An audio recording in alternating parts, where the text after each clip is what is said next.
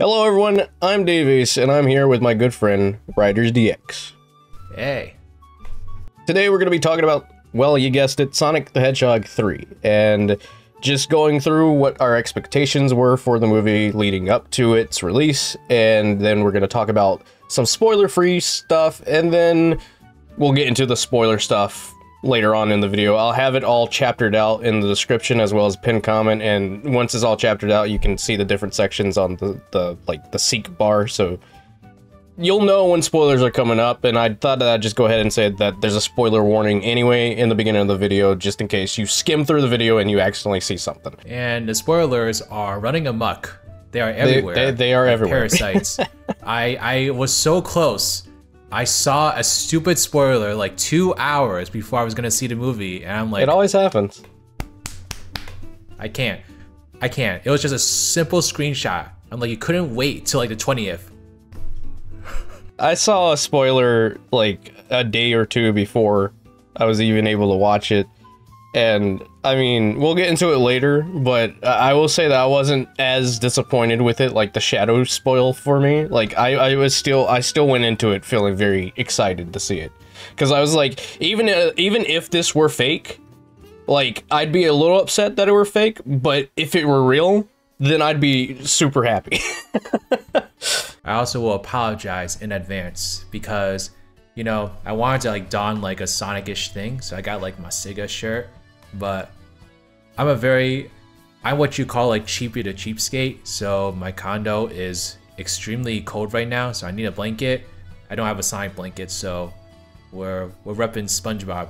And you know what? Based off how much like Nickelodeon has been promoting the Sonic movie, Sonic and SpongeBob crossover. And it's fitting because SpongeBob is owned by Paramount.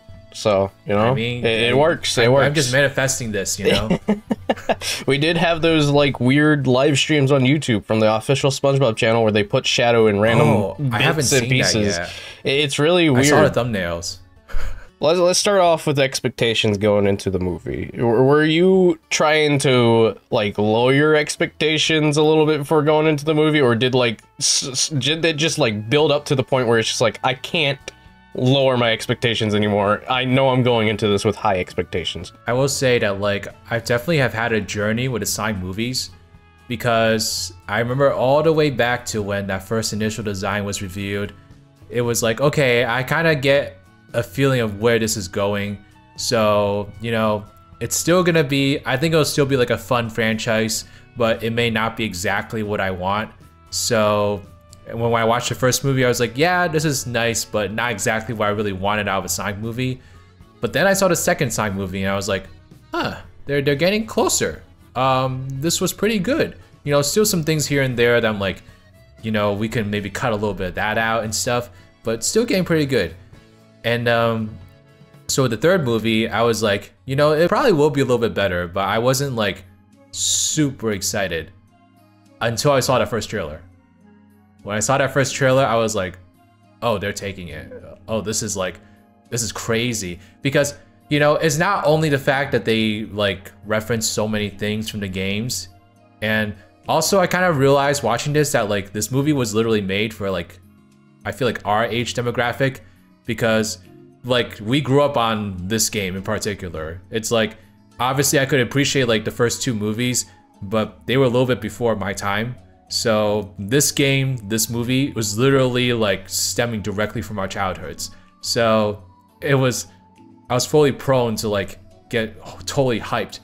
And not only did I see that trailer and saw that there were so many things that were being maintained from the movies, I mean from the games, but there's all these like new twists and turns they were putting in there too. Like it's like having Gerald still be alive working side by side with Eggman. Like that was like, I was like, I'm done. Like you cannot keep my hype level low after that. Like that's absolutely insane.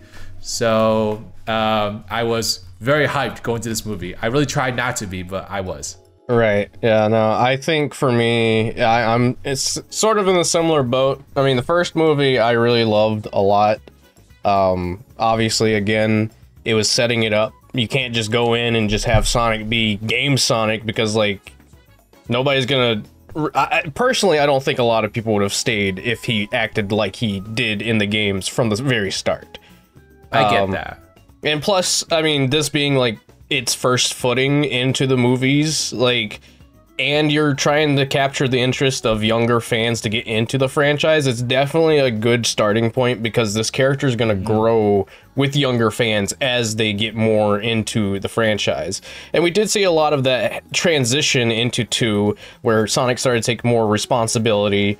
I mean, he still acts like a kid because he is a kid, but like, the responsibility was there, especially when Tails got hurt and he finally snapped out and realized that this is serious.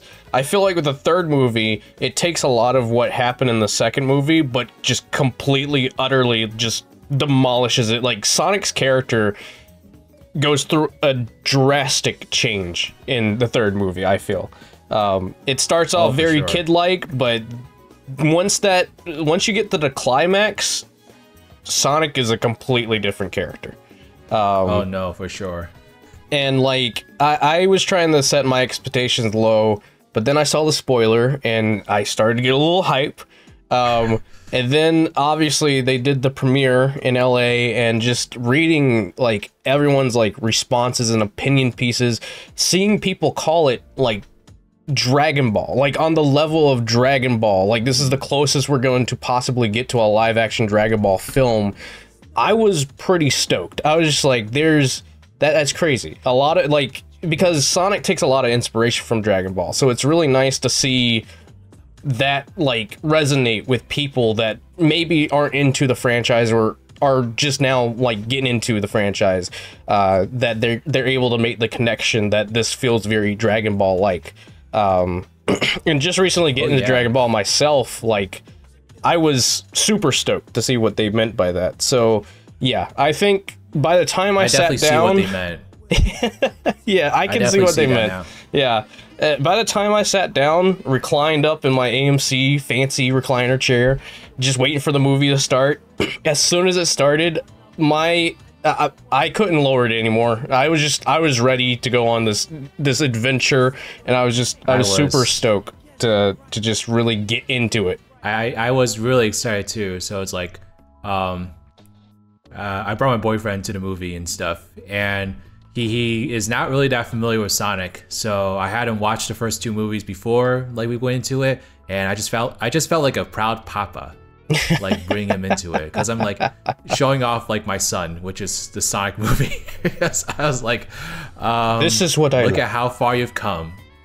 You know, you started off in little old green hills, and now you are literally what I would call the best video game movie of all time. Oh yeah, yeah.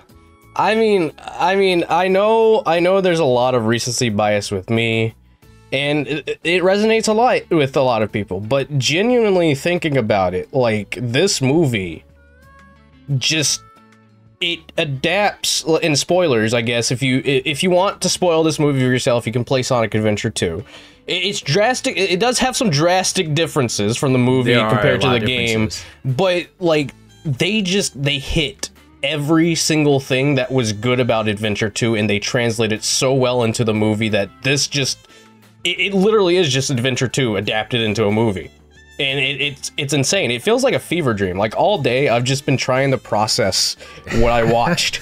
And I keep looking back at Adventure 2 and playing Adventure 2, and I'm just like, they knew what they were doing.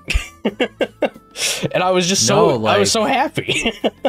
It was honestly like, so without spoiling it, what I'll say is that like it is heavily based off of Adventure 2, which is my favorite Sonic game, but what it does is that it takes just the right amount of things and doesn't change them. It puts them in the movie, but it does change a lot of other things to make it more suitable for like a movie experience, but it does it like almost near flawlessly. I gotta say, like, the balance is almost like completely perfect, and that's like really tough to get right with any adaptation. You know, making sure that you're staying faithful to the source material and not upsetting any old fans. But I mean, I love Adventure 2 storyline. I think it's the best story of all Sonic games. But even I have to admit that like there's a lot of things about that storyline that like maybe they would do that a little differently now, or they probably would, like, I don't know, make some of the plot points make a little more sense, I guess you could say. So there's like just some things where like it's been at least 20 years since that game came out. There's a lot of things that like, you know, it was really great back then. It's still great now, but it was also kind of like a relic of its time in some way. So it's the way that this movie like adapted that plot, but also added its own like take on it. Like I still think the fact that they brought Gerald back so that Jim Carrey can play him side by side with Dr. Eggman is absolutely insane. Absolutely crazy, but it was a big risk, but they really pulled it off in my opinion. So I think that's just super impressive that they were able to stay so faithful to the original, but still add so many twists and turns that old fans like us would not have expected. Oh yeah, no, definitely. I definitely resonate with that, and I mean, Jim Carrey coming in to play two characters in the same movie is just that since and it being like the third time he's accepted a sequel in like his entire work history, like it's crazy. Well, I wouldn't say because he did Dumb and Dumber too, but like this is the first time he's ever done a trilogy.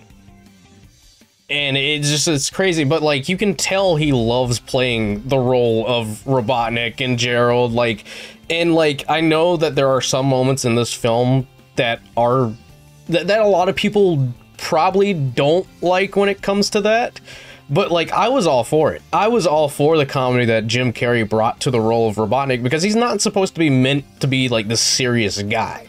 He's supposed to be like this government whack job that's super smart, but like he has his wackiness to him. And I mean, him being obsessed with Sonic over the past like few years of him being in the movies, like it makes sense that he would start to become a little bit more wacky as the movie goes on. So like I know a lot of people saw like the trailer where it had like him and Gerald dancing in it, and like I know a lot of people were turned off by that, but like I don't know, I was all for it. I was like, yes, yes, dude, Jim Carrey's having so much fun. This is where you and I may differ a little bit then, because it's like, I think Jim Carrey has been amazing as Robotnik. Like, I'm not taking anything away from him. I like his unique take on it, and I think it really suited like Robotnik in this universe, especially the first two movies. And I think like it worked well for the first two movies because they were serious, but there was also like a lightheartedness, especially to the first movie. But this movie in particular, the third one, it was telling like a decently darker story compared to the first two. You know, like especially with like, I'll try. Let me know when we can talk about spoilers. But, we'll get there eventually. There's just a lot of like parts of this movie where like the tone is darker than this series has ever gone before. And then it comes directly afterwards, like some random scene between the two Jim Carreys, and it kind of pulls me out a little bit. So that was kind of like, if I had to think of like one criticism I have of the movie right now, it probably would be that. But we can like dig into more specific details later. I think I know exactly what you're talking about, and like I identify it as a flaw that it has in it. I think I know exactly which moment you're talking about. I think you will too, I have it in my mind because I know there is a certain scene. I'm not gonna say who, but I will say that there's some fighting going on, and it does feel a little weird. It can take you out of the moment for a little bit. But I don't know. I feel like I'm such an oddball when it comes to being like a massive Sonic fan and like my love towards the movie universe and everything. Like, for example, a lot of people dislike Knuckles. A lot of people hate Knuckles, like the Knuckles series. But to me, I thought it was gold, like comedy gold. I really love that series so much, and it made me really like Wade as a character even more. Even though people don't like Wade, I liked Wade. But like that's just the cool thing. Like I'm glad that I'm able to like see it from both perspectives. Like I can definitely look at the Knuckles series and say that like there are a lot of things that are wrong with it, but I can still enjoy it at the same time. I think that series is just like a mix of mismatched expectations. Oh, definitely. You go into it expecting more focused on Knuckles, but it's not. If it was titled like Knuckles and Wade, then, you know, people would probably still been pissed about it, but at least they would have like gone into it kind of knowing what to expect. Yeah. I definitely agree. But a lot of that definitely felt like it was set up like the first movies. But I mean, we're not talking about Knuckles series. We're talking about Sonic 3. And like, I don't know. I really enjoyed everything about this movie. You know, again, there are slow moments that happen, but like, I don't really feel like the slow moments really weigh the movie down, because, you know, you'll have that slow moment, but you'll instantly jump right back into the action. And it's just like such a weird but smooth transition almost. I don't know. I thought the movie was paced great, but maybe it's because like those slow moments are actually some of my favorite parts of the movie, to be honest, because the story that those slow moments were telling was like some of the things I was like looking the most forward to, like going into this movie. So I mean, I'm not saying that there's an issue with the pacing of the movie at all. I thought it was, you know, compared to the previous two movies, there definitely was a much improvement to the pacing of it. But I mean, it really felt like a lot of things were coming at you rapid fire. It was just like one thing after another, and I was like, by the end of it, I was like, that was 2 hours. Like, that's crazy. I mean, it doesn't feel like 2 hours. Nothing about it felt like 2 hours. But like, again, I think really they really tapped into the fan spirit for this movie. Jeff Fowler definitely knew what he was doing, and he did Shadow justice. Well, okay, before we actually get into like spoiler territory and stuff like that, I do want to bring up Keanu Reeves as Shadow. What are your opinions on Shadow, Keanu Shadow, now that we've seen the movie? I thought he did great, you know, honestly. You know, his performance was very believable, and I think he brought like that heartache that is so integral to Shadow. I mean, you know, my heart is always going to lie with like the original Shadow and Sonic Adventure 2. Like, that's just where my heart will always be. But Keanu did a great job. He, like, you could tell like there was like that inflection of pain in his voice whenever Shadow spoke, and I thought it was great. You know, I mean, yes, it's a flashy celebrity casting, like, obviously, but it was a very smart and strategic celebrity casting. I would say that like Keanu like embodied the role of Shadow like pretty much flawlessly, at least upon my first initial watch. So I was very happy with it. I really like Keanu as Shadow. I know a lot of people that I talked to were a little bit skeptical of him being Shadow because of the character that he usually plays in Hollywood movies. I will say that like when I played the Sonic movie DLC in Shadow Generations, I wasn't that impressed with Keanu's performance, but I think that like he didn't really have a lot to work with in that DLC. It was very short. There wasn't like any like big dialogue moments Keanu could really work with there. But I was like, I played that DLC, I was like, oh, he sounds fine, but he doesn't really sound like he's truly into it. I wonder if that was like maybe earlier in the process or something. But no, in the movie, I loved his performance. He was great. I think with that, I personally think it has something to do with voice direction. It could be that, you know, when they had him come in to record those lines, he may have been on a very limited schedule. So even if there were some sort of voice direction, he may not have been able to re-record lines as they were going through it. So they just brought him in and they were like, all right, we're going to try and get in as many takes as we possibly can, and then we'll just choose which ones to go with. So that's what I would imagine, because I would imagine he's a very busy person, and like, again, like, this is the first time Sega's done anything like this for their video game, like bringing in an actual celebrity to voice one of their characters. This is the first time, so it was very exciting to see. And there's one line that Keanu says in the movie that always sticks with me, and it's just it's the part where he's like, "This ends now," and it's just like, dude, he is Shadow. That is absolutely Shadow. No, yeah, I will say that like, he does sound a little different from what you're used to as Shadow, which is obvious. Like, he is a different voice, but he really embodied the character of Shadow like really well. And it's also like a testament to the script. Like the writing that builds up Shadow is really well done here, and Keanu just took that. You know, he had good material to work with, but obviously Keanu like brought his own like flair to it that really works for Shadow. Like, I thought great casting, great choice. I'm very happy with it. Yeah, just to make a little SpongeBob reference here, if Patrick were to watch the movie and watch Shadow scenes, he would just say, he's just standing there menacingly. Oh, yes. I mean, I would shit my pants if a Shadow was sitting in front of me. Like as soon as you see Shadow on the screen in this movie, like the entire tone is just automatically set. Like you just know that things are serious when you see him on the screen. They don't waste time in this movie at all. No. No, it's very quick. So this, I would say, would probably be the end of where this non-spoiler section ends. We've pretty much stated everything I feel like we could personally say without saying spoilers, unless there is anything else you think you could think of. Not really. I mean, I think my opinion on the movie is pretty clear at this point. Obviously, I love it.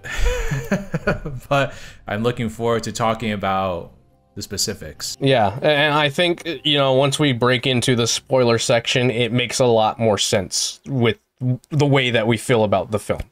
So now we're past the spoiler-free zone. We're going into spoiler territory. So if you don't want to watch this part, be sure to click off, you know, and then come back and watch it later on if you want to. You don't have to, but up to you. Well, you should definitely at least go watch the movie. Yeah, obviously watch the movie and then come back. You know, don't just leave the video and then not go see the movie. And, like, what's the point of stopping yourself from spoilers? That's silly. All right, I just gotta say, the opening for this movie, holy shit. I was not... Like I said, they don't waste time. I was expecting, like, it to open up with the Sonic and Friends, like, thing. But them just going straight into Prison Island and just having Shadow there at the start, that was insane. It sets the tone for the movie like immediately. Yes, which is great. And like I feel like they did something very similar with like the second movie in the sense that like they started Sonic immediately like in that city, like trying to like stop that crime. Like they started off of like what the movie would be primarily focused on, like right away. Which in the second one was Sonic's like his needs like grow up if he wants to be a hero, and then in this one it's the Shadow. Yeah, Shadow is the big focus. Shadow is the underlying story that you get told throughout the overarching story. Yeah, I mean that beginning was like, yeah, this is a perfect way to introduce Shadow. Like it really need is. To know ASAP that he is a threat. That he's the biggest challenge that... Like, that whole moment of him, like, waking up was just like, wow. I really do wonder, like, I don't know, maybe just a small, like pestering thought that came to my mind is, like, why were they keeping him alive for, like, 50 years? And they did kind of touch upon it, like, later, kind of saying, like, he's too valuable to kill. But I'm like, I don't know. I just feel like there could have been a way to, like, I don't know, not make it so that was a possibility, but I won't question that because I mean it's small potatoes in terms of like being able to have Shadow like be a part of the story. So yeah. Hold on 1 second. Oh no, you're good. Why do people keep missing this cameo? It's so sad. Is that the same cameo you told me about earlier? Little Boulder messaged me and he's like, all right, tell me straight up, is BioLizard in the movie? And I said yes. And the way they did it is so creative. And he's like, let's fucking go. And so he just messaged me saying, wait, did you lie to me? And I said, no, you missed it. It honestly did not occur to me. Like when I saw it, I thought it was just like a random dinosaur. I feel like it doesn't look enough like the BioLizard. I knew. I like instantly locked in. Like for this movie, I was just super focused on overanalyzing anything that I could potentially set my eyes on. Oh, I can't do that my first watch through. I have to just like experience it. But I definitely will overanalyze like in my second or third watch because this movie deserves another rewatch by far. At least a couple more.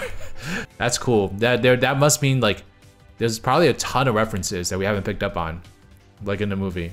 I was talking to someone today, and they pointed out in the credits that City Escape from the City is actually credited. Yeah, I had that conversation with someone in the theater. Like we were watching the credits for the second post-credit scene, and we saw that there, and he was like, "Where was Escape from the City?" I was like, "Good question," because I didn't hear it.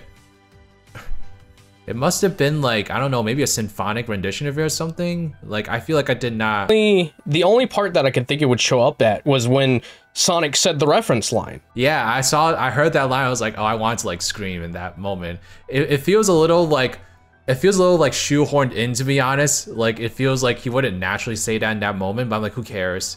Like, that was such a fun reference. I'm so glad they put that in there. It was so like it came out of no, like as soon as he said that, I was like, oh, this movie's gonna be good. Oh, this movie's gonna be good. Yeah. In case y'all are wondering, it's when he jumps out of the gun helicopter saying, talk about no low budget flights, no fool movies, I'm out of here. You know, he said something kind of similar to that. But like just to give you an idea of how quick things move in this movie, like from the opening with Shadow, the moment between then and when Sonic says that line is not that very far off. Like, it's almost immediately, not immediately after, but like you have like a little bit of a filler section with Sonic racing against Knuckles and Tails, and then it transitions into when they're flying to Tokyo.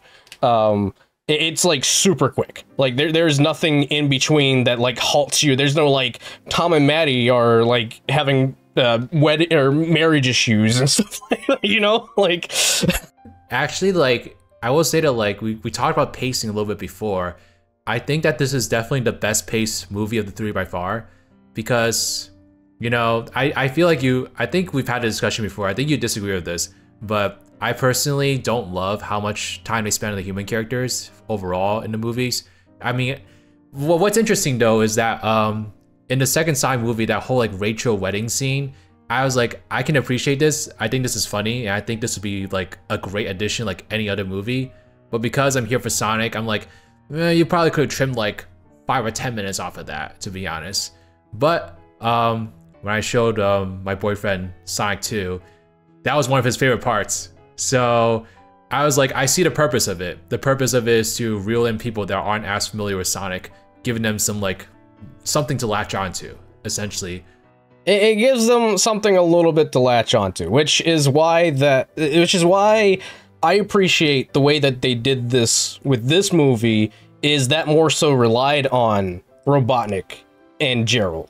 Like, a lot of those, like, moments that you would be, like, the general audience would get a kick out of when it comes to, like, the wedding scenes and whatnot, were just dumped onto Jim Carrey's Robotnik. Yes, because, like, Tom and Maddie, they're pretty minor characters in this movie. And, like... They're actually really... They're so minor that, like, even Rachel and Randall are, like, super minor. They're only there for, like, maybe, like, 2 minutes. They're not even themselves. They're just the holograms that Maddie and Tom disguise themselves as. So like this movie, the pacing of this movie is what I wanted for the whole trilogy. But you know, now that I have that perspective, like, oh, this is how like they're looping casuals in, I'm like, I can understand and appreciate the purpose of those scenes in the previous 2 movies. But I'm so glad we finally have a movie where it's like full on everything, every minute of it I think is important. Every minute I enjoyed, you know? I'm glad we finally have that, just for me as a Sonic fan. Yeah, no, I mean, like, there's just so much to, like, go through, and again, that's why this movie deserves so many rewatches, and it, like, if you've seen it once, you're probably gonna end up going and see it again, just because there's always something new to look at. Like, for example, as I was just telling writers, the BioLizard thing. Like, a lot of people miss that on their first watch through, which is, you know, I can see how it's possible to miss that, but, like, I was just, like, so into, like, trying to focus in on, like, how they were doing Maria for the movie, because that was something that I was very interested in. I was very interested in how they were going to adapt Maria to the movie universe, and honestly, I kind of like it a little bit more than the video games. I will say that, like, the video game representation Maria is obviously very near and dear to my heart, but the issue with like video games in general when it comes to storytelling is that you only have so much time to actually tell a story, especially in a Sonic game in particular, where like story is not always the main focus. And so I remember like Sonic Adventure 2, it has a very like tight knit, like go, go, go kind of story. You don't have a lot of time to actually, you know, sit and like ponder a character a character's like motives and stuff. It's just like go, go, go. And so the Maria flashbacks are very significant because they're like some of the rare key moments of proper like attention being paid to like characterization in that story. But in this movie, Maria doesn't feel like a beacon of like morality. Maria feels like an actual kid, which is something that like I never really criticized about the Adventure 2 storyline, because I'm like, well, she has one role and she does it well. But in this movie, they actually give Maria like a full on like, this is my personality, this is what I like to do for fun. This is what I do, you know? And she doesn't even have a lot of screen time technically. She has like maybe like, I don't know, maybe 15 minutes or 20 minutes at most. Yeah, so in that short 20 minutes, like, you know clearly who Maria is. It's very clear. Yeah, and it's such a drastic difference in character too, because when she's introduced, she's nothing like her game counterpart, where she has like this rare disease that she has to stay away from people. No, she wasn't sick at all. She was just a normal kid that went to this secret laboratory to like hang out with Gerald and Shadow. That was pretty much it. They were a family. And like, I feel like the impact of Maria dying in the movie feels so much closer to home than her dying in the video games. It's like you get introduced to these like snippets of Shadow's memories, and this is like stuff that he's had to rethink in his head for like the past 50 years. And like, I mean, I know Shadow Generations just came out and they did a lot with Maria and Gerald in that game alone, which I really do appreciate. But I gotta really give it to the people behind the movies, because this version of Maria's character is just so unique in her own way that she feels alive within this universe. Feels like a little girl, you know? And it's like, that's why I always like describe Maria in the games as like the beacon of morality, because that's pretty much all she really does, is just kind of like steer like what Shadow should do and making sure that he's on the right path. And she still does that in this movie, but not in as a direct way. Like, she's not over here like trying to tell Shadow like, you know, we're trying to do good on this planet. We're trying to like make humanity like prosper and stuff. She's not doing that. She's a little girl. She doesn't know about that stuff. She's just trying to like live her life and have fun. So it does feel more impactful because, yeah, she's just living her life, and she all of a sudden had her life taken away. It's a very tragic story. Yeah. It's super tragic, and like, I think it's more of an impact on Shadow without those like moments of Maria being like, you know, in the video game, how she's like, oh, you know, protect these people, make them happy, and all this kind of stuff. Like, she's not as cheery as that. So like, whenever it comes to Shadow and like him questioning Gerald's motives, he doesn't really have anything to really rely on that like steers him in a different direction. It's just like, are you like, he asked Gerald like, are you sure this is what Maria wants? And Gerald just confirms it, and like he's like, okay, fine, whatever. Maybe she would want something like this. There was a guy in my theater that when she died, he said, "Get fucked." I was like, just earlier today, Dylan went to go see the movie. And for those who don't know Dylan, Garrulous64, he went to go see the movie, and he was texting me his reactions to the movie as he's like watching it.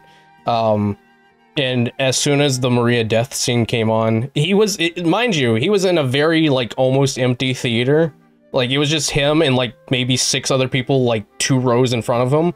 He texted me as soon as the Maria death scene happened, and he said all of the other people in the theater just cheered. Oh my god. I'm glad it didn't happen in my theater, like, personally.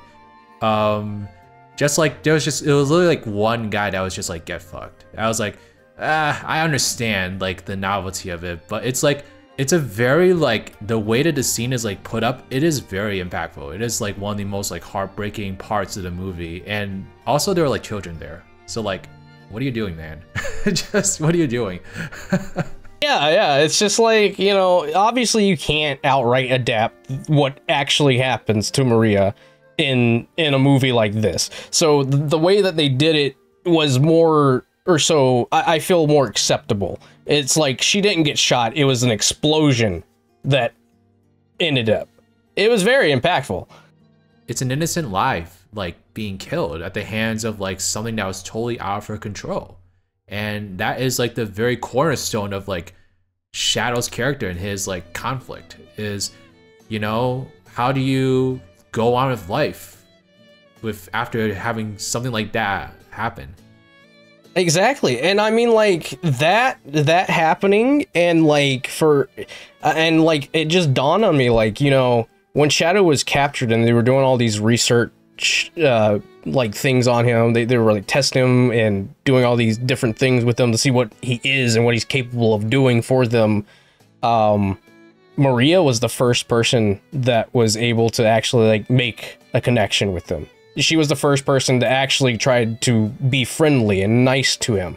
And like, you know, him being very much lonesome. And for example, like bringing up the Alien movie again with BioLizard in it, like I feel like that was such a good way of putting BioLizard in, because in the games, everyone sees the BioLizard and they notice that that's like the prototype of the ultimate life form in a sense, and like a lot of people were scared of the BioLizard. So like the way of them like transitioning it to like him being this like claymation monster from an Alien film, and then Shadow having asked Maria like, do you think the scientists view me as like that monster from the Alien movie we just watched? Like it really like was like, this is really well pieced together. Like they didn't just do the BioLizard reference just for doing the sake of a BioLizard reference. Yeah, when you put it like that, that's such a like intentional reference that they made. And wow, I really wish I caught that the first time I watched it, because that would have been such a great like aha moment like in the theater.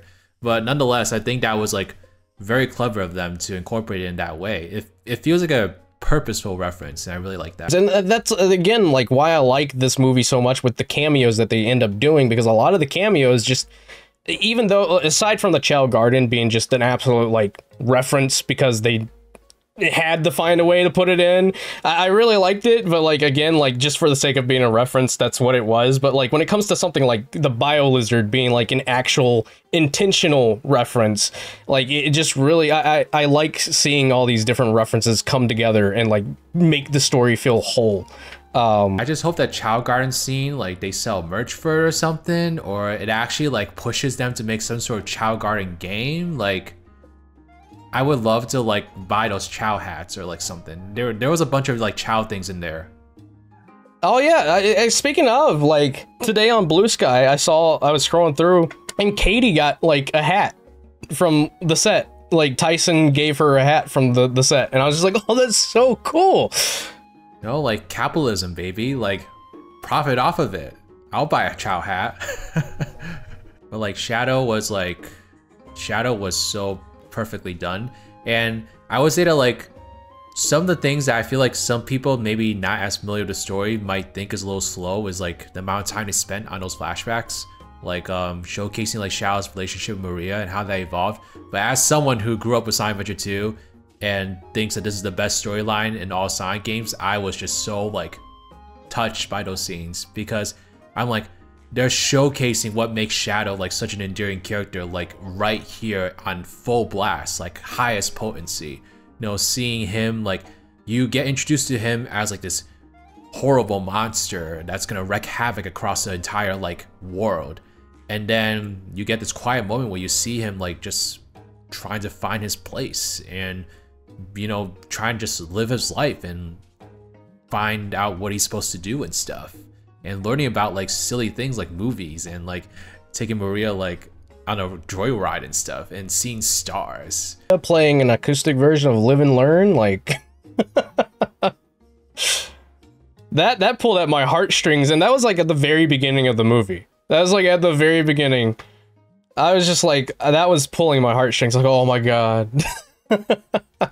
We'll get more into that song later on, because it does play like a big role in the final act of the movie. But like I really love how they did Shadow, because he's just such a good character that I feel like they really did spend a lot of time on adapting him properly. I mean, I will say that like thinking about it, I mean, I might have to watch again. I'm gonna have to watch the movie again anyway. But to me, in my first like watch through, as much as Shadow has a prominence in the story, it does feel like he's not always there. I can kind of see what you mean. I personally think that like there was a good dose of him because he's a new character, right? And he's technically the main villain of this movie for the most part. Obviously at the end he's not like the main villain, but nonetheless, like throughout most of the film he's supposed to be like the villain. So there should be a little distance in my opinion if he's like supposed to be like the main villain. Like you want to like have a little mystery behind him. So, and I also think that they used the time that wasn't focused on him like on other things that I thought was very effective still. So oh yeah, definitely because I mean like even when he does come back into the main picture, like another like the biggest like when they do like the biggest thing that changes like the tides of everything in the movie is when Tom is using the holographic technology to disguise himself as Walker, Commander Walker, or Commissioner Walker. Shadow sees him in the hallway and he just absolutely demolishes him without even knowing it's Tom. And then as soon as like Sonic runs in and sees Tom on the ground, like you have that moment of Shadow just like he's starting to have the flashbacks, like he's seeing the similarity between him and Sonic and how they parallel towards one another, losing the fear of losing someone that meant so much to you. And like that I think really does change Sonic's character overall, because he becomes like completely like the hatred that Shadow felt taking over him. Sonic is a dark horse of this movie. You know, it's like because like in the original game, Sonic doesn't really have an arc. He's just kind of like, oh, Eggman's up to no good again, time to go stop him, you know, the kind of vibe, which is fine. Like that's what Sonic mostly does. But Sonic in this movie, like you have to remember he's still growing up, right? I don't know what age he is specifically, but he's not like an adult. So he's still growing up and he's still like trying to like figure out his role as a hero. And I thought it was very creative of them to try to play off of like their similarities, because obviously there's a pretense of like, oh, they're both hedgehogs. They both obviously look the same, even though they don't. So it's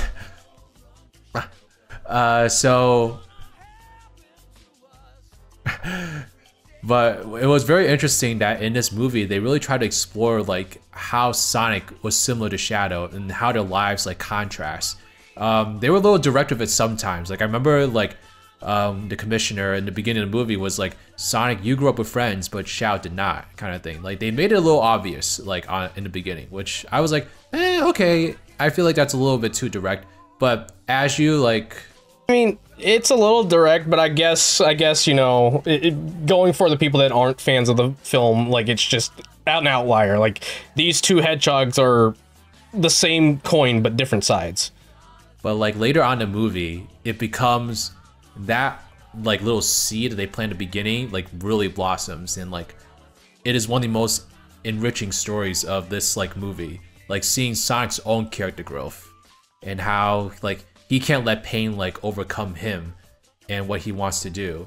It's very interesting to see Sonic go through that like character arc, because that's something I feel like I've never seen Sonic do like in the games. You know, succumb to like that darkness. Oh no, I mean obviously, yeah, obviously. I mean I'm not too much of a person that comes to mandates with Sega. But like I know for the most part, like Sonic for the most part in video games just hasn't really ever had like that seriousness side to him until I would say like Frontiers. I mean, I don't feel like there's been a game. Well, I mean, I guess Lost World kind of had a little bit of it. But like Frontiers, I feel is like the first time that they really like delved into the whole like, I need to start taking things a little bit serious kind of aspect of things. But like this challenge of this movie was trying to like balance those two different tones. So it's like in the first part of the movie, like Sonic's racing Tails and Knuckles in the typical light-hearted like tone they're used to with these movies. And of course, Shadow is literally here like, I'm trying to destroy the world because they murdered the only thing I actually loved, you know, kind of thing. And Sonic is actually like the perfect manifestation of what a struggle that balance was, because he goes from like being like, from like joking around, like as recent as Sonic running through London and like going to the buildings, like putting on like costumes and things like that. Like he goes from that to that scene with Tom, like in maybe like 5 or 10 minutes, which is not a long time in like the movie runtime.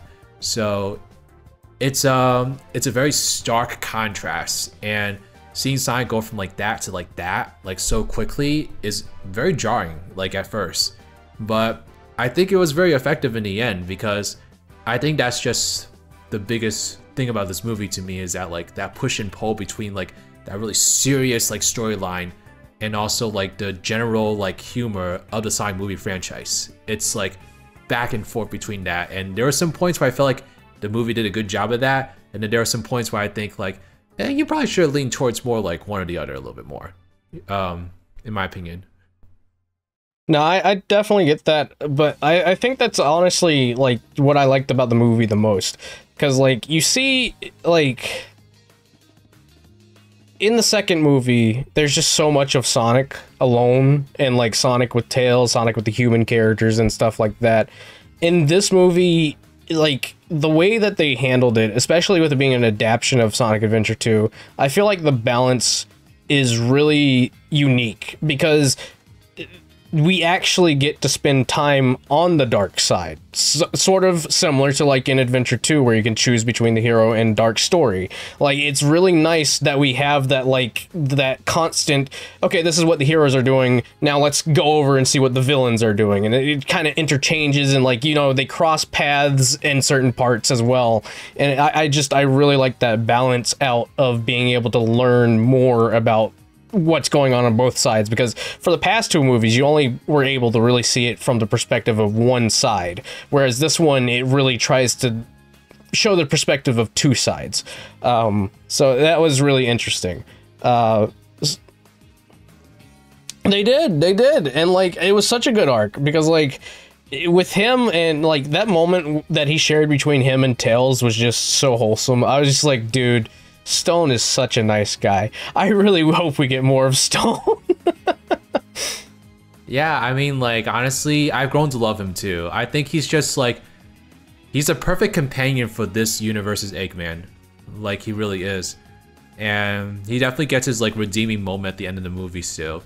So it's no, Agent Stone, like, no complaints about him. I think he like, he's not just like a lackey. He has his own like characterization. That's like, I feel like almost every character in this movie had like, felt like a living, breathing like person in a way.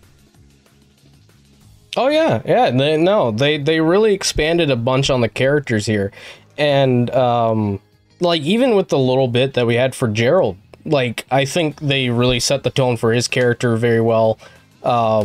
And just the whole like exploring that different side of Robotnik, where he finally realizes that he does have a family member alive, and like seeing him do all these different things with his grandfather, like, you know, it's really for the general audience, but like it was just nice to see like a different side of Robotnik for a little bit. Yeah, like definitely was the other main star of this movie was Jim Carrey × 2. I was actually kind of like shocked at how many scenes they had together. Like I'm just like in awe of like how far green screen technology has come. Because like they're literally like they're in each other's faces like half of the movie, which is crazy. And so it's like, I think that I really like that angle that they explored with Eggman, because, you know, obviously the first two movies, Eggman is supposed to be the main villain, and it's hard to make him an empathetic character if he's supposed to be like the main villain. You know, you gotta have someone to hate, and I mean, I feel like no one actually hates Eggman though. Like he's a very likable villain, all things considering, the way that Jim Carrey portrays him. But they gave Eggman a little bit more of a like empathetic like telling of his story this time around. Like seeing how he lit up at the fact that he actually has like a family member in Gerald. By the way, Gerald's supposed to be like 110 years old, right? So great genetics apparently, but I mean definitely not at the end. But it's I think it was really touching almost to see that side of Eggman. You know, just seeing like how much he like actually lit up. It is kind of ridiculous at times. Like, I still think that the way he sings like "Pop Pop" is like, it's. Well, I mean, it is a bit much, but I mean, like coming from the perspective of a character that didn't even know he had any relatives left, I can kind of see why he would probably act like that. I just think that like, you know, one Jim Carrey is already like so much in these movies. Having two of him, I felt like at times it definitely was verging on being a little too much, just for me personally. Like, it's like, I know you love that humor, so it's like, and I'm sure the general audiences are gonna love that too, like seeing Jim Carrey act like that with himself. But that was kind of like touching back on what I was talking about before, in the sense of like, this movie has such a push and pull like vibe that one moment it's like this goofy ass thing, and then the next moment it's like shit's going down, like it's real, you know? And that scene that we were talking about earlier, jumping a little ahead maybe, literally during like the final battle where you have one moment with Sign versus Shadow, and then the next moment Jero is slapping Dr. Robotnik. So it's like, it's just, it's that is just like the most stalking like representation of like the tones just not matching, like not meshing that well together. But I mean, honestly, all things considering, like I love this movie. It was great, and I think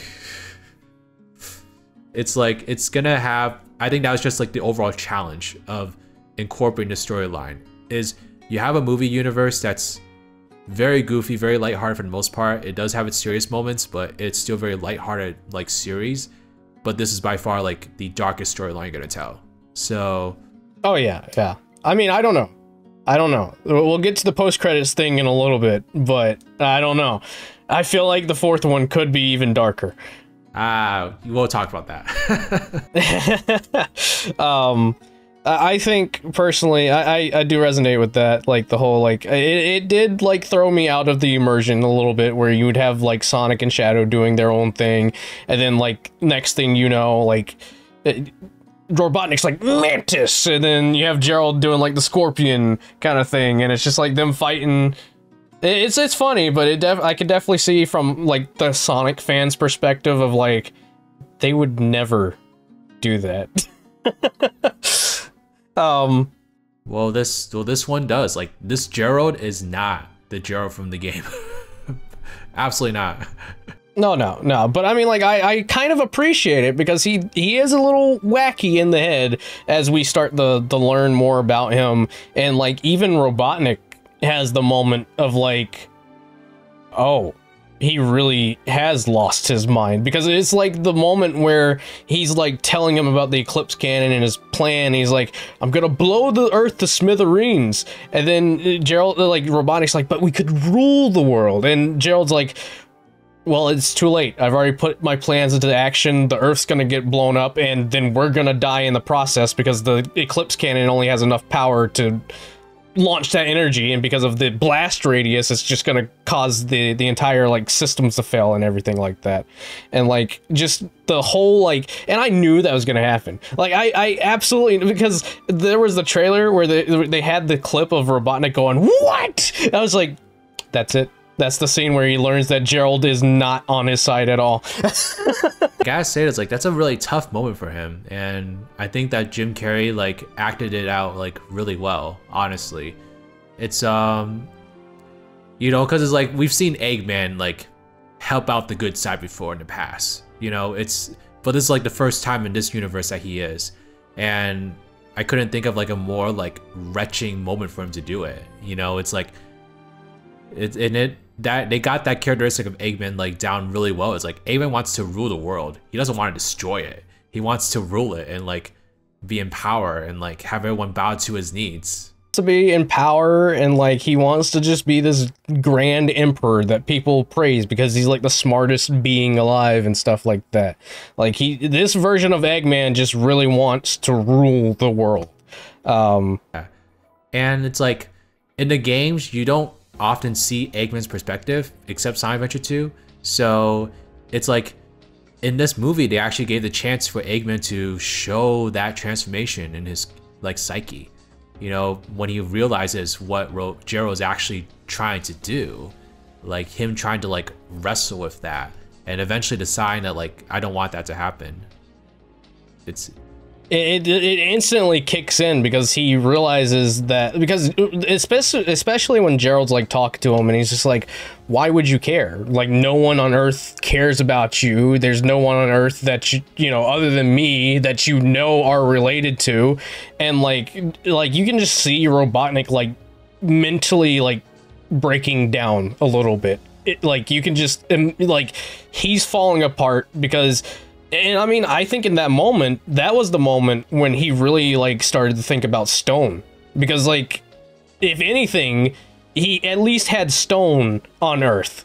And like, I mean, I know I was tearing up whenever Supersonic and Super Shadow came on, and then you had the Live and Learn going on in the background. I was like, no way. But what really got to me was that last bit with Robotnik, where he's broadcasting to Earth and he's talking to Stone directly, and like it's just so cool because like a lot of the things that he says are very reminiscent of like the first few lines that he's, or not the first few lines, but like they're all like lines that he's had from the past two movies. It was a beautiful moment. I will say that like a part, like a very like annoying side of my head was like, this feels a little shoehorned in, but I'm like, they definitely gave him that moment because I don't think they're confident Jim Carrey would come back for a fourth film. So I'm like, I mean, never say never. I'd be surprised. Like you can really surprise me. If not the fourth one, like, you know, if he ends up coming back for the fifth one, like please surprise me in some kind of way. Yeah. But I mean, it felt different in this movie, like giving him that moment, like that, like one last glory, like moment. It felt like this is where Jim Carrey can really decide if he wants to continue on or not. And I feel like Jim Carrey's the kind of guy where it's like, he's not going to want to milk something if he doesn't feel like he has anything else to give to it. So I feel that unless he gets like a good story that really lets Eggman like shine once again, I kind of doubt he's gonna come back. And I feel like this was like the epitome of Eggman's like arc. And oh yeah, no, it's so like fascinating to see, because like the first two movies he's like this really evil guy, and I mean even in the third one he's still evil, but before he's gone for, you know, in quote ever, he does one last good thing. And it's just like, he would have never done that. And it's crazy to think that they would let him off on such a good note. I mean, I feel like if that is the note he's going to leave on, then I think that's honestly like a great way for him to leave on. It's not like he's not fully redeemed, obviously. Obviously, he's Eggman. What's also interesting though is that like, this could be a universe, if it keeps going on, where like Eggman is not the primary villain for like most of it, if it keeps going on. Oh yeah, and I'm perfectly fine with that. Like I think if this is genuinely the last time we see Jim Carrey in a Sonic movie, or just Robotnik in general in a Sonic movie, I don't think I would change that for anything. They let him play two roles. Like I think that's just a great, perfect way to go out. Especially with it being a trilogy. The first time Jim Carrey's ever been in a trilogy, and he gets to play two of the main characters. Like this, like if Jim Carrey wanted to retire tomorrow, yo, this is a way to go out. This is a movie you can go out on. Like if he goes out in this movie, then like what a legacy to leave behind. I mean, obviously he's a very prolific actor. I'm gonna touch up a little bit on the second post-credit scene here. Thinking about it, you know, in Sonic Adventure 2, we have the sacrifice of Shadow. And we don't know if he's coming back. We know that Eggman is still alive and all that, but we don't know if, you know, Shadow is coming back. Obviously, he does come back. But if they were to have twisted it to the point where with the second post-credit scene, it's more believable that Shadow would survive something like that. And if they were to change it to where Eggman was the sacrifice, that's a pretty good twist. I think that's a really good twist. I was not expecting them to kill off Eggman like that. Like, I was just like, oh my god, they're actually gonna kill him off. I can't see any other way of him surviving unless, like, last minute Shadow did some kind of, like, chaos control kind of thing. They could make that believable if they really wanted to. But, like, just the way that they wrote him, like, giving him that, like, last moment to, like, you know, speak to the world and like say his last thing on stone, like that felt like a final moment to me. It felt pretty solid. And I'm pretty happy with that final moment. Like, I think he was happy with that too. Like I feel like Jim Carrey is like, this is a good note to go out on if I decide to go out, which on the bottom of my heart, I think he is. Cause I don't really know where you take Eggman from here. Honestly. You really can't. I mean, it is a bit of a discussion that we're going to have here momentarily post-credits because of something that happens in post-credits that has me questioning a little bit of things. But, like, I mean, and it just goes into, you know, recent interviews with Jeff Fowler. I almost said Jim Fowler. Both J's. Jeff Fowler, because I remember specifically, I'm not sure which interview it was, but, like, I think it was a little bit after Sonic 2 came out, and people were asking, like, you know, if Jim Carrey were to retire, would you replace him as Robotnik? And I know this question has come up recently in an interview with Jeff Fowler, and he's saying that, like, you know, while we would look into it, I don't know, I'm not really sure what he specifically said, but he said something a little bit different. But I know the first time he said that he wouldn't. Like, Jim Carrey Robotnik is the movie Robotnik. There's no point in recasting him as Robotnik.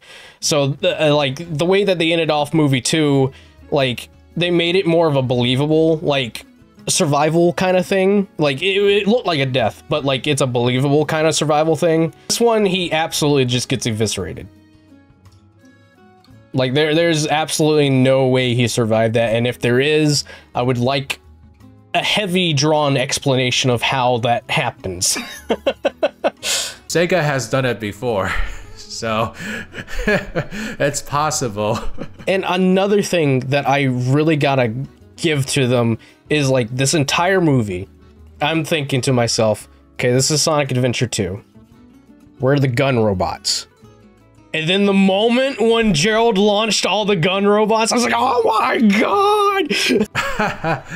I saw that. Gerald was just like, he was the perfect villain, you know, because he was so similar to Eggman in a lot of ways, but he was so much more like devious and like crazy in like other ways.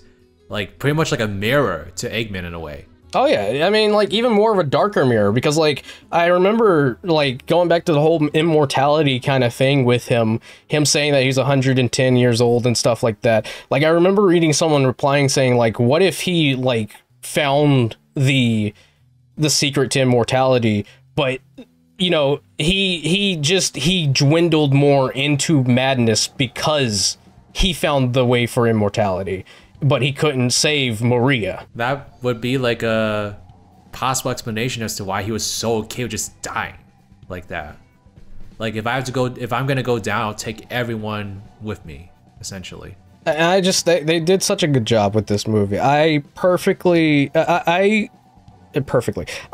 really like just how everything unfolds, especially with the moment where, like, you can just feel the anger of Sonic as Super Sonic.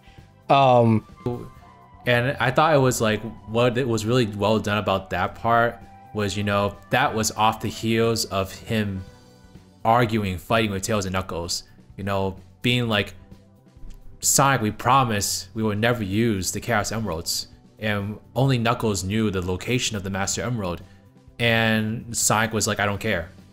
Like, you're gonna tell me, or I'm going to make you tell me, you know, kind of thing. And he thinks he's losing Tom, and he's already lost Longclaw, so he doesn't want to go through this devastating event again. Yeah, I forgot about that. There was like references to Longclaw here. Like Sonic was thinking about her, like quite a bit. Yeah, what I thought was really well done about it though is that like when Sonic thought he was gonna solve the problem by like becoming Super Sonic and like taking out everything, but then like, I mean, we all knew this was coming, but like in a sick twist of fate, like not only did Sonic absorb the power of the emeralds, but Shadow did too. So it's like that was like a direct manifestation of the consequence of Sonic letting his emotions get to him. Was like now the enemy is just as powerful as you. Yeah. Now the enemy has it. Yeah. It may be even more powerful. You don't know, because this is the first time Shadow's experienced this kind of power. And like I don't know, like the scene that really resonates the anger that Sonic has is when Shadow taunts him, and he's like, "What's the matter?" You know, and he's like. You left your friends behind. Why did you make that decision? Like, do you really want to like end this all right now and leave the one that you love behind? And then he's like, he like taunts him with the name Tom, and then Sonic just without hesitation absolutely punches Shadow. I mean, that was definitely taking a lot from like the Shadow Sonic Adventure 2, because like it's been so long since I've seen that Shadow, you know, that Shadow that like really wants to like antagonize Sonic in that way, and it was really cool to see that. I mean, I definitely felt like it was they did Sonic really well in this movie. I gotta say, it's like even though Shadow is obviously like the big star, and arguably Gerald and Robotnik are like the big stars too. But like they still managed to give Sonic like quite the arc here, and it's hard to imagine how they're going to top that, honestly. And I remember like once Live and Learn came on, I was like, oh, it's over. It's over. This is the peak of the franchise. I don't care what they try to do afterwards. This is my peak right here. They didn't let like a shitty band cover the song with like auto-tuned vocals or anything like that. They let the original Johnny onto the screen and let him have his moment. I was like, I like, you know, I still remember when we saw like when we saw Johnny like at Too Many Games. All those songs like hit so hard. All those songs hit like so hard, but like I remember when he closed out Live and Learn, I was like, this is the Sonic song. This is the song. Like, it was the one that felt like the most emotional, like the most like powerful, the most like connected, like as a Sonic fan. And there's a reason why they closed off on it. And oh, we saw them twice actually, because we saw Too Many Games and the Sonic Symphony. And they closed out Live and Learn both times. I'm like, there's no other song. That is the song. The song itself really like has it parallels the story so well. It's just like living and learning to live with the pain. That's what the song's about. It's about living with the pain and learning how to let go of the pain. You know what? Once Christmas is over, I want to see that song dethroned. All I Want for Christmas Is You. The best Christmas song of all time, Live and Learn. From the hit Christmas movie, Sonic the Hedgehog 3. Please, wake up, America. Wake up. And I was listening on Spotify today. They released the soundtrack today too. And they have the Live and Learn arrangement that they used in the soundtrack. And it's like, it just has a few more drums like put in it and stuff. It's a little more dramatic sounding. I was like, wow, this sounds great. You know, it's still the original song. It just has a little bit more of a cinematic like oomph to it is all. So I don't know. They did that perfectly well. Going to the soundtrack, the names of the songs Oh yeah, I saw that. Brilliant. Junkie did an amazing job with that because it's just like direct references to Sonic Adventure 2 within the soundtrack itself. This was definitely the movie for me. It really was. Like, the only way I feel like they could get me this excited for a movie again is if they like attempted to redo Heroes but make it like good in terms of writing. So I guess with that on our mind, we can transition to talking about the post-credits scene. yes. What were your thoughts? I'm really glad that was a... So I got spoiled on the second one, the second post-credit scene, and it's like, I didn't really know what that second scene really meant until I watched the movie. I was like, oh, they think Shadow's dead, but he's not. You know, I was like, okay, that's not a big deal. I was still pissed, but it's not a big deal. But oh my god, the first one, that was crazy. Like, I was just like, what's happening here? Like, in the real time moment, what was happening? And then as soon as I saw Metal Sonic's head pop out, I was like, oh my god, they're doing it. They're putting in Metal Sonic, which is like, I honestly thought that Metal Sonic was gonna come in before Shadow. Like, that's what I thought was gonna happen. I'm glad that they went with Shadow first because I think that Shadow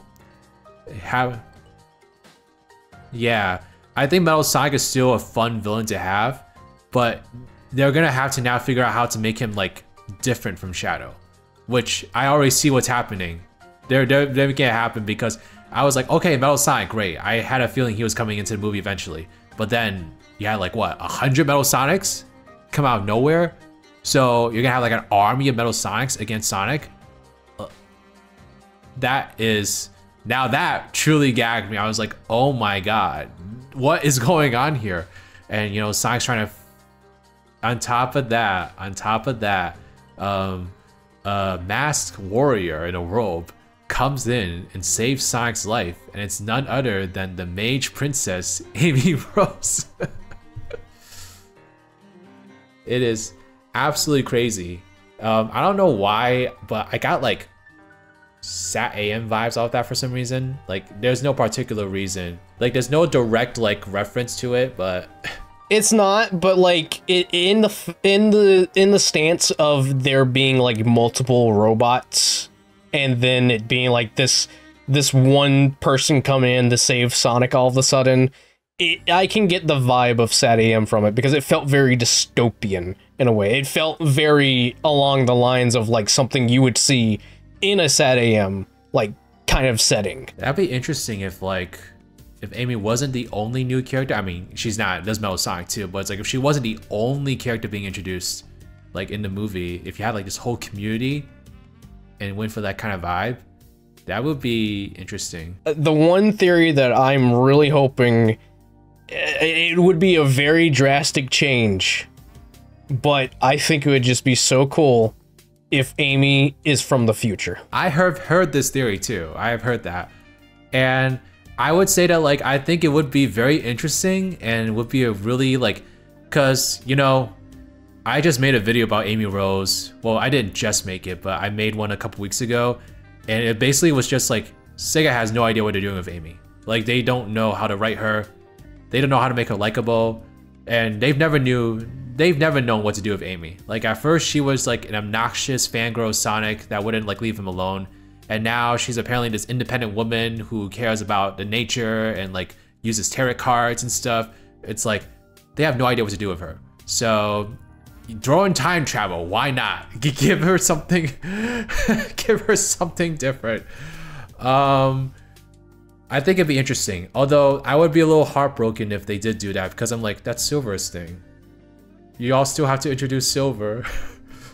It's Silver's thing, but that leads me to believe that like if Amy's from the future and they were to do Silver, then you have that connection to bring Silver in. True, because Amy was linked with Silver initially. So the way that I thought that, you know, another Sonic movie would happen if they were to do another one after this, which we already know what's happening, I personally would have really loved for them to have done like a Terminator thing with Metal Sonic. And it is very clear that it seems they're going that direction. So if they were to introduce Silver into this movie, the best way to do that is for him to be traveling through time, chasing after this thing that looks like Sonic, and then he gets the actual Sonic confused for one of the Metal Sonics. So if Amy's also included in this, maybe she's racing against Silver, trying to get the Sonic first before Silver gets to him, so that she can explain what's going on. But what's really interesting me the most about this, if Eggman's dead, who made Metal Sonic? Now that's the big question.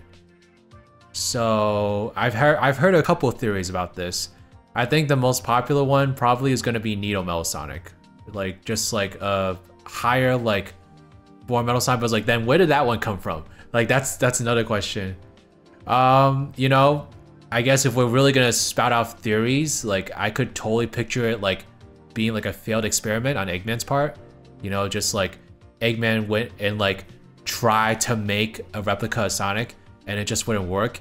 And maybe that's what sent him into like that depressive, like very embarrassing like state we saw him in like the third movie. So that could be like something to kind of like look back on the lore of the movie, and still incorporate Eggman in some way going forward. It could be like what they did in Heroes, you know, Metal Sonic was sick of like being like a loser and wanted to take it upon himself to like be the big bad villain and create like tons of different copies of himself and all that. What was the other thing I was thinking about? That's all I can think about so far. The theory that I had been talking to Dylan about was, I personally think, what if they turn the tables and it's more so a gun-filled experiment? Oh yeah, because they've already planted the seeds of that in like the third movie. Yeah, wouldn't that just be like an Eggman plot if like they try to make something and try to like leech off something really powerful and then it just betrays them in the end? Like that is classic. Like I feel like it would make a lot of sense if this were something that Gunn were experimenting on with like maybe Eggman's technology.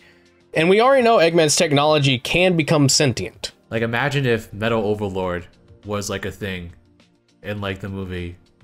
That would be crazy. I still think that like there's a lot of potential for Neo Metal Sonic in the movie universe, and I would love to see it happen. I don't know if it would happen. If it were to happen, I don't think that they would outright do it in the fourth film, because that feels like it'd just be like, maybe they would acknowledge that there is a higher being that's controlling the Metal Sonics, but they won't outright say who it is. Yeah, but I could totally see that like that blossoming into like a full-on like takeover of the entire world, and Sonic having to like form his own resistance against it. You know, I mean, you would be bringing a little bit of Forces into it, but like Forces had like a good like origin, like a good concept. Yeah. So if they wanted to try to make something like that happen, I think that would be like a nice step to go into as you introduce like more characters into this universe. And if what they're saying is true, that they want to like make more like media outside of movies, then like having more shows, more like spin-off movies and stuff, introducing more characters, that could all lead up into like a big like motion picture. And they have 3 years this time, so they have a little time to like introduce some more stuff in the side. I don't really love the idea of them introducing like things outside of movies, but you know, that turned me off from like the Marvel Cinematic Universe. But as like a Sonic fan, I'm like, I watch all of it, I don't care. You know? So it's different for Sonic for me. I mean, yeah. I mean, that's I'm sort of in the same boat. I'm really invested in this story that they're trying to tell with the Sonic movies. And I think it's like, it's cool that we can have like these spin-offs, but like these spin-offs don't really feel like they overstay their welcome. Like if these spin-off shows come out and they're just 6 episodes long, like the Knuckles series, like yeah, I would like a little bit more from it, but like I feel like 6 episodes is enough of a length to be like, okay, it's kind of short, but like it doesn't overstay its welcome. And I think that's like a good like philosophy for them to keep working on, especially because like there's so much media in Sonic, so much story you can latch from. I mean, Shadow's definitely like the big one, that they took from for sure. But there's still so many like other stories they could take from. Like they could bring in Blaze if they wanted to and like introduce that. There was a guy at the end of the movie when I was watching it last night. When like the post-credit scene came up, the guy was just shouting Vector. He was shouting Vector. I was like, oh girl, keep dreaming. But you know, Vector in like season 2 of Knuckles. You know? I would like to see the Chaotix. I would like to see Chaotix come in. I think the Chaotix would be perfect for this universe, especially if they were to play off of Wade. I feel like, again, they like resonate with that kind of energy. Yeah, that's where like all this like side media could be for, is like expanding upon these like more minor characters, and then you could have them appear in the main movies, but they don't have to take up like a ton of time, you know? But letting them like get their feet wet in like these like spin-off shows and like movies would be really cool. Which is why I think, I mean, I could be wrong, but I personally think the second post-credit scene has nothing to do with Sonic the Hedgehog 4. Because there have been rumors circulating around that they were working on or potentially setting up a spin-off that focuses on Shadow. So I'm wondering if this post-credit scene with Shadow surviving is like a glimpse into what this potential Shadow spin-off could be. Although, so I would love a Shadow spin-off film because obviously, you know, you told his main story, but he still has a lot of story you can tell. Like, what does he do from here? You know, kind of thing. And of course, introducing Rouge and Omega into the mix, for instance, would be really cool. Like, yeah, there's so much else you could do. And I mean, if Amy's a time traveler, then that could directly impact what Shadow's doing too. If Knuckles got a project, the Shadow's gonna get a project, because not to mention that, again, when it comes to people deciding who the most popular character is in the franchise over Sonic, it's always the go-to for Shadow. So with as much as they're making off of this movie alone, and just as much as Shadow makes the franchise alone, a Shadow like spin-off show, or maybe even like a side movie that wouldn't be like a theatrical release, would be interesting to delve into. I mean, I think this year has proven that Shadow is a big asset they have. You know, I mean, if they use him too much, then they could risk what happened initially. Oh yeah. Yeah, and I mean, it's so much Shadow that this was supposed to be Knuckles' year. They just completely had Shadow, and after they let Shadow take over, it was nothing but Shadow onwards. Yeah, I mean, like, it makes sense. This was appropriate year for Shadow to just be like everywhere. Like, I understand, but he does kind of need to like die down a little bit, just to let some of the hype recuperate. And it is a Sonic franchise, so like we gotta let Sonic kind of come back up for a little air. And coincidentally enough, the day that we're recording this is the day that the movie actually came out, and even further this is the day 20 years ago when Sonic Adventure 2 Battle launched in North America. That must have been on purpose. Either it was on purpose or they just really got the timing correct. But yes, this you won't be watching this when the anniversary is taking place, but today marks the 20th anniversary of Sonic Adventure 2 Battle. By the way, can we just acknowledge how amazing the Rotten Tomatoes score looks right now? I think it's like in the high 80s. Almost 90s. It's in the high 80s. I see that it keeps dropping. It always is like 85 to 88 whenever I go back and look at it. But it's maintaining that like 88 or 85 score. It really is. And honestly, they topped Angry Birds 2. Angry Birds 2 for the longest time on Rotten Tomatoes was the best rated video game movie. So, I mean, if being the highest rated video game movie, not a bad legacy to leave behind, I gotta say. It's not. I'm very excited for whatever they have planned for the fourth one. And again, I need to watch this movie again. I have to. Like the fourth one, I have no idea what to expect. It's like with this third one, I was kind of like, I think they're gonna kill it. Like I can kind of tell what's gonna happen here. But the fourth one, I am like lost. I don't know what's gonna happen. The fourth one, we're going into completely new territory. The fourth one is like, you know, the second one was like sort of trying to adapt Sonic 2 and 3 into the same story. And then This one was just trying to adapt Adventure 2 into a plot line, but with the fourth one and just how the post-credit scene plays out, we've already got two major differences that to point out, and that's being there's multiple Metal Sonics, and Amy potentially is from the future. Has some sort of like magical vibe to her. She definitely does, which I think they'll try to likely incorporate the tarot cards into her character. She'll probably have some kind of like psychic power, I'd imagine. Which, I mean, again, would make sense, because if she is a character that reads the future through the cards, it makes sense if she's a character from the future.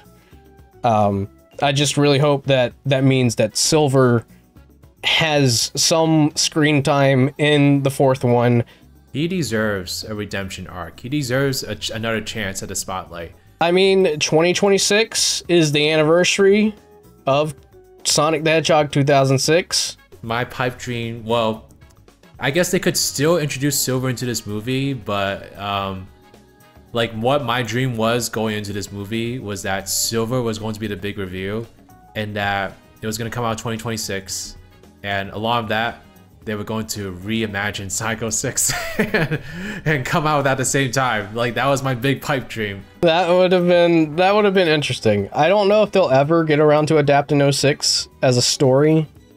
I would like it. I feel like I don't think it would fit in this universe. I think if they ever did something like that, maybe it would be once this universe kind of like wraps up, because it should wrap up eventually. You can't keep it going on for like forever.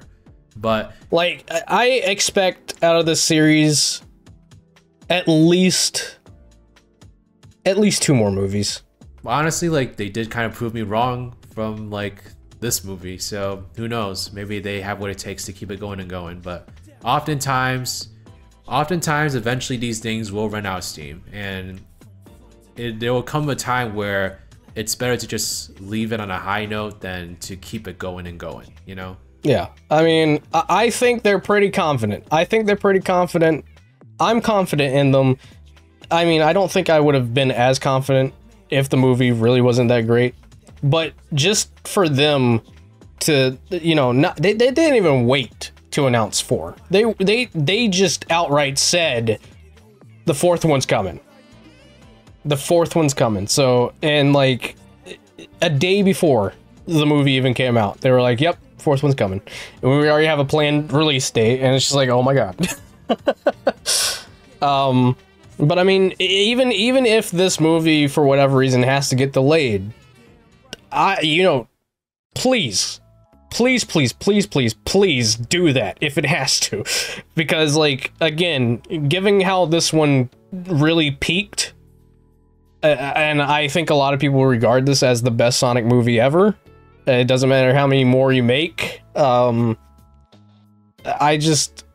don't want the fourth one to come in and just be like an absolute drop in like what we've been getting recently. Because starting from the second movie, we've been going way up the Paramount Mountain, if you will. We've really been going up that mountain. So I'm not ready for it to start doing a landslide. I'm like, and I think that like, I don't think it's healthy for them to like have to constantly top themselves. Like, they're gonna reach a peak eventually. So like, if this is the peak, then like, I think what a peak, honestly. This is a great peak for me. But it seems like they have some very interesting ideas for the fourth movie. So at the very least, it's going to be a very interesting addition to the universe. So I'm excited for it.